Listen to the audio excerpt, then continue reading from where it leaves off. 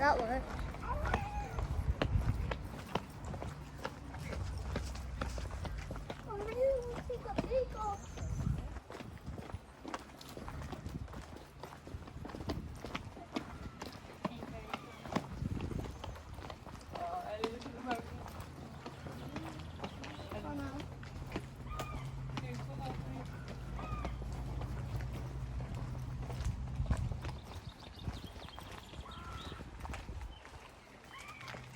Sure.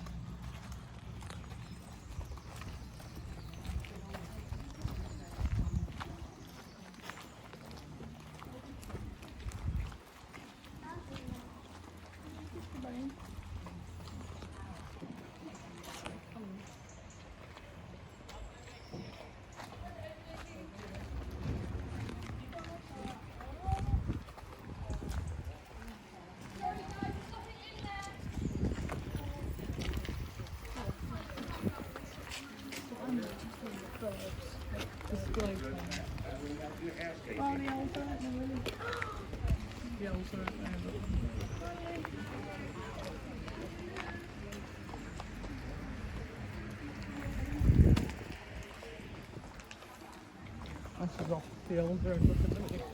145 isn't it?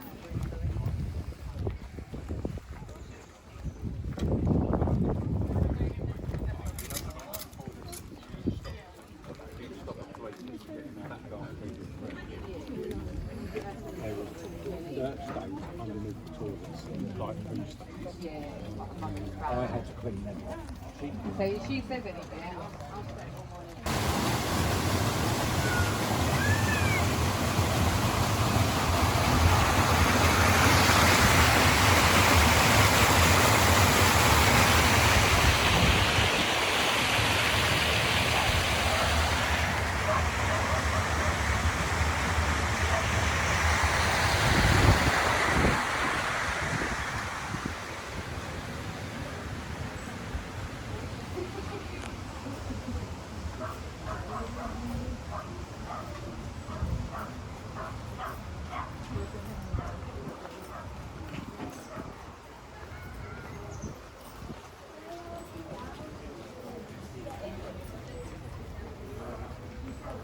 There they are.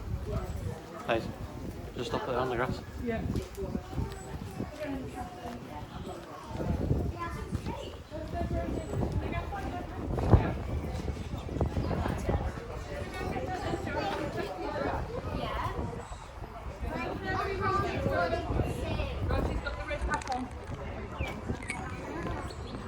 and get it in. Where's yours? Yeah. I think it's just circle back round onto that area.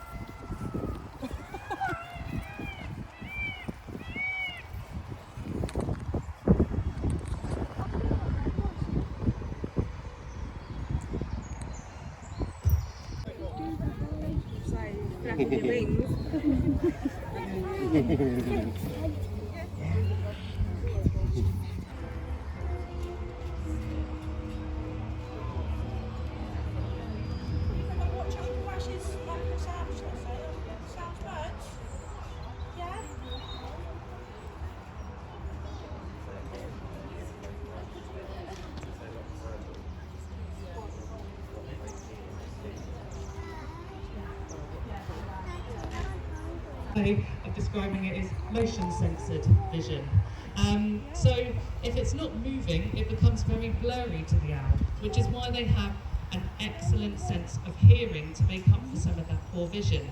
And believe you me, when I say his hearing is incredible, it really is. Ash is actually able to pinpoint the beating heart of a mouse from 3 meters away in still conditions by listening. And they have a very high success rate when it comes to hunting. Now, also when they're out hunting, when they've found what it is they need to eat, they can sneak up on an item of prey incredibly silently, because owls have got the gift of silent flight. So they have an extra row of feathers in their wings, and also these main flight feathers that are down the edge they look serrated or like a fine cone, so that helps break down the sound of his beating wings as he moves through the air in the darkness. So of course he's got the darkness on his side, so he's not seen, and he can sneak up on all of those mice, voles and shrews, all the things a barn owl likes to eat. Now they do have a few difficulties in the wild, just like many other animals that are facing at the moment. So the biggest killer of barn owls in the wild at the moment seems to be road traffic collisions. They hunt out in the countryside where we have those lovely little roads that go between fields, and you can see that he doesn't fly very high off the ground. So when they're hunting, they can only fly about this high off the ground so they can listen into what they need to land on. Oh, you missed Molly. You missed my love. So as I was saying, they don't fly very high off the ground, and now he missed the perch. This is showing the vision on an owl. So what we find in the countryside is that they will zip up over a hedge, and the other side you have a road, and quite often you will have a few casualties with these owls through that way. Another cause of death with the barn owl is of course second-hand poisoning. We're putting mice and rat poisons out for the rodents, and these guys are still eating them even after they've been poisoned, so they're then getting a case of second-hand poisoning. And their lifespan doesn't appear to be very long at the moment in the wild. On average, a barn owl will live anywhere between 2 to 3. They both live in the woods. A tawny owl is a predator. It's a bird of prey. So yes, more than likely going to tap into their red squirrels. So what we're going to do is we're going to get Molly to put her on the perch, and we're just going to see if Molly can fly her between the two perches. If I need to intervene, I will, but I really want to try and get the relationship between these two building a bit stronger. You will hear that Moon is quite chatty as well, so you'll hear her calling out. That's nothing to worry about. Moon is hand-reared. Here she goes. She's going to do a nice long flight. Good gal. Give her a round of applause. So, I completely forgot what I was saying now. What did I say before she distracted me? None of you lot were paying attention either way.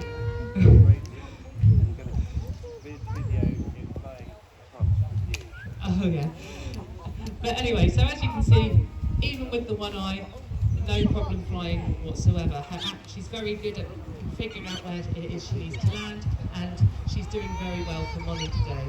Now, Moon wasn't born like this. She did used to have 2 eyes. It was a couple of years ago. Moon, we're not entirely sure how the accident happened, because she did it when we were at home at night.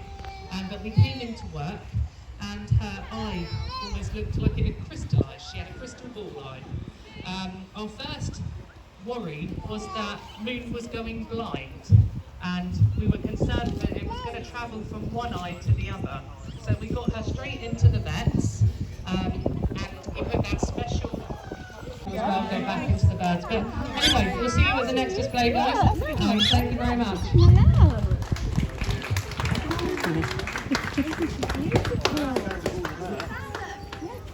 It's going to be great, isn't it? So talkative, aren't you? Yeah? Good girl. Alright, I'm going to go pop it to cool down now, and she'll be out later again, so it's here again, yeah? Gotta go back in our little house. Gonna go let it cool down? Yeah.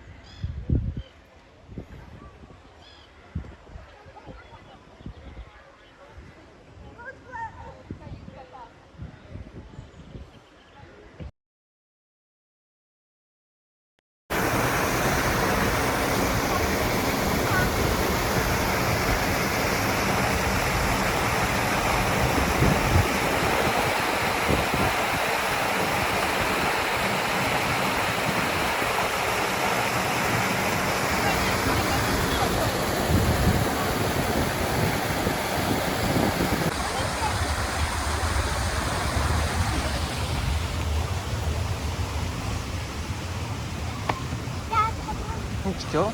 No? Occupied before I start chattering away. There we go, it's on the floor. Right, so if for any reason the birds come out of the arena and they take a flight path that goes directly towards you, and it looks like a bird is going to hit you, they probably are going to. So just make sure you're nice and alert. If the bird comes towards you, duck. That way you will avoid a face full of feathers, which is nowhere near as soft as it sounds. We do also ask that you do not touch, stroke, poke or attempt to feed any of the birds. They are on special diets and they don't particularly enjoy being prodded and poked. And of course, as you're all aware, it is very hot today, so we're not going to be pushing the birds too much because we do have to put their welfare first. It's a bit like us going for a run. We wouldn't in the sequel. Well, some people might be silly too, but I wouldn't anyway. Well, I wouldn't go. You might be thinking she doesn't really look like a bald eagle, and you're right, she doesn't. So what you see here is her juvenile plumage. So she's only, as I said, she's only seen the white-tailed flown in captivity on the island. A friend of mine has him, and same attitude as this one. They're just as stubborn, just as bolshy. If they don't want to do something, they won't. And if they want to hurt you, they will hurt you. But anyway, so when Molly's finished walking her around, what we're going to do with Talia is we're going to just simply get her flying between these two perches so everyone can get a good look at that lovely wingspan that she has. So where she's such a young eagle, she is still in training, okay? So yes, she's 2. Usually most birds are trained by the time they're 2, but with eagles it's a very slow process. You're holding your breath like your arm's going to come off. Do you want to swap? So it's a very slow process when you come to training eagles. If you rush it, it just goes wrong. Okay, so she's mastered going backwards and forth. That's fine. We know she can do that. She did that last year for us. Now, what we plan to do next, her next step, which is what we plan to do over the next coming weeks, now that she's back out and flying, is get her to go up on the soar, like an eagle should. They're designed to go up on the soar. Now, will it be easy? Probably not. But our idea is to make her realise she can do that is we're just going to take her to a cliff and chuck her off. And then she'll learn how to use the breeze coming in off the sea, and she's got nothing to land on, so she'll have to start circling. Because at the moment, she's quite happy going backwards and forth for a piece of food, but we know she can do more. But yeah, so that's what we plan to do next with her. So we're just going to get all this equipment off before we do fly her. Don't you bite me. Even though she's got the hood on, she still knows where her hands go. There we go. Now it is, again, very hot. She's a very big bird. Now, it's not the heat that's the problem with the bigger birds, it's the weight of them. So when it's hot like this, they struggle to get lift. So they have to use a lot of energy to push themselves into the air.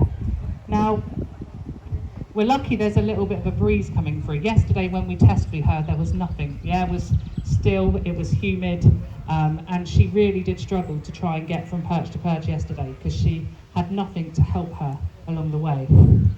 But there we go. So, everyone want to see her fly? Oh. Do you want to try again? Yeah. Do you want to see her fly? Yeah. Okay. Hopefully she does. Okay, so we're going to take the hood off. We're going to pop her on the perch. She's going to, look how angry she is. She wants me dead. Stop that. No.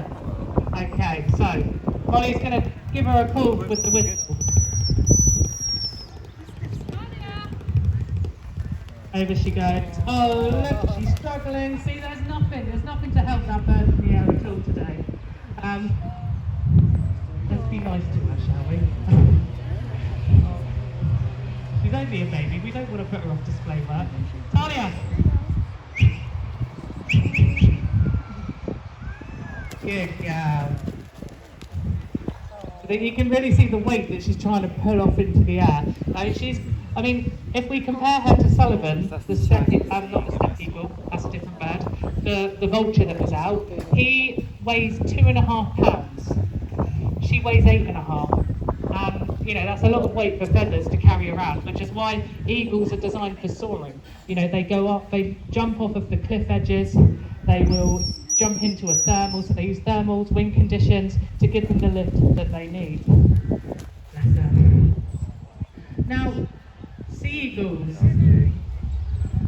Does anyone know what they eat? Sea eagles.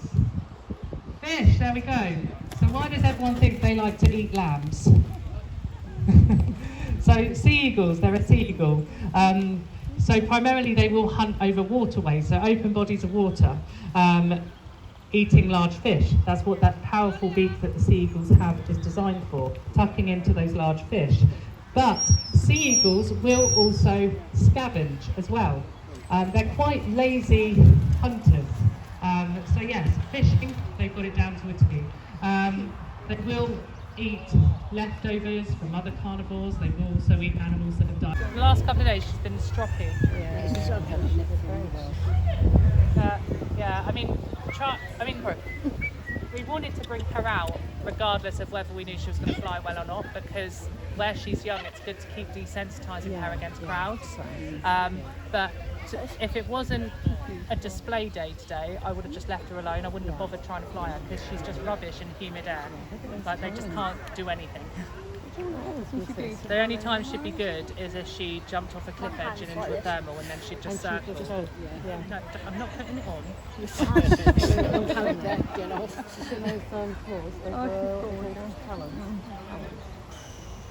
You're stunning, sis. She knows. She does. Sassy look. Yeah, nice. That beak must be so sharp. Gorgeous. Yeah. So when she bites you, she'll take your finger off. When she bites. She really wanted to. Yeah, she has had me in A&E before. That wasn't biting her, that was... I think it's a really weird thing, right? Because when people... Sorry, go on, Daddy. Oh, yeah, don't do that. When I'm out in the water sometimes, I can tell when people make... Oh, go there. Oh. Dad, have you got a phone? Yeah, that's it there, isn't it?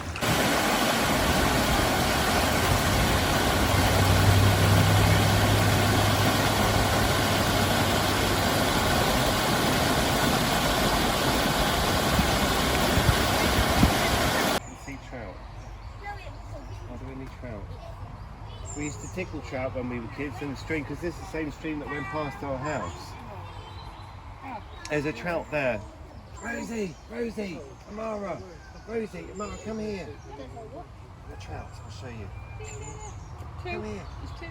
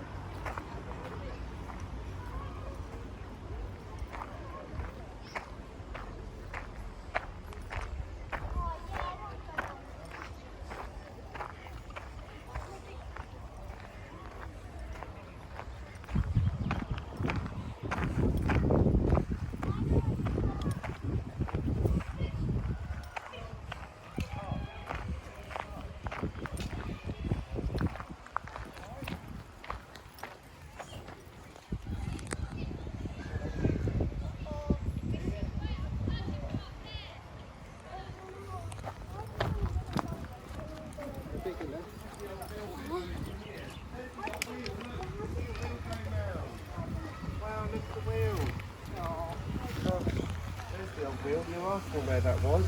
So the water comes down here and then through that. This is the mill bit, you see. Now you can go in. Should we have a little look in? Children must be.